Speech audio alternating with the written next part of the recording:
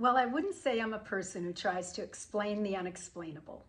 This cancer journey I've found myself on has prompted a torrent of questions that don't seem to have answers. I don't mean the "why is this happening" question. I don't ask that one. Or the "could Steve have done anything to prevent getting a pleomorphic sarcoma?" That actually sounds ridiculous as I say it out loud. The questions I have are related to my internal state of mind and heart.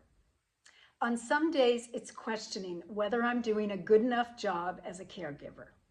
At other times, I try to make sense of those verses in the Bible that say to rejoice in my sufferings because it will produce endurance and character and hope, or to count it all joy that I'm going through trials because I will learn patience, or that weeping endures for a night, but joy comes in the morning. I have to be honest with you. Admonitions like these don't help me feel better. I cry a little bit every night and I don't feel joy in the morning.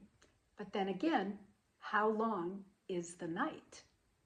I do take the Bible seriously, and short of getting a degree in theology at this late date, I've been wrestling with what it even means to seek and obtain joy while I'm in the hardest circumstance of my life. What does joy look like on a good day? Never mind in the darkest of times. That's the current question for me. I've begun thinking of my present life as a tapestry of dark colors that have taken on a life of their own. I can see it in my mind's eye. It undulates and moves and envelops me, whether I want it to or not. I've taken to calling it the tapestry of my suffering. I envision joy as a thick gold braid that's woven into the dark tapestry. It has texture and it stands out. I've meditated on that braid, asking God, what is joy made of? The image I received is that suffering carves the pathway for joy, the way water over time carves out the rocks for rivers to flow that change a landscape.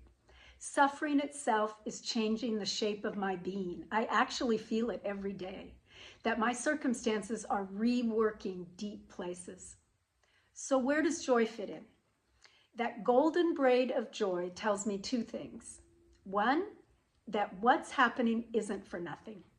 My grief isn't wasted. It's too holy for that. It's a moving force that is making space for the truth that sorrow can poke a hole in the veil between earth and heaven. Sorrow is itself a thin place, and it invites joy to meet it. Jesus said that we will have sorrow, and our sorrow will turn to joy. The same circumstance that produced the sorrow has the glint of joy in it.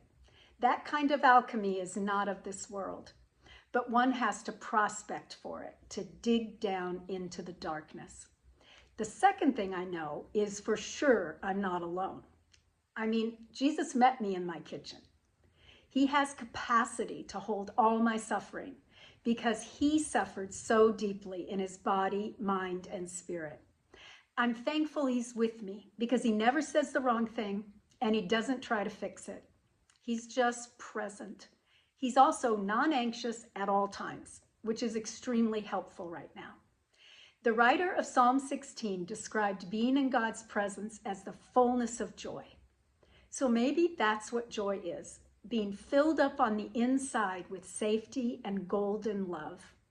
My suffering is at work carving out new vistas for the golden ribbon of joy to unfurl and give light to my path. That's what I know so far.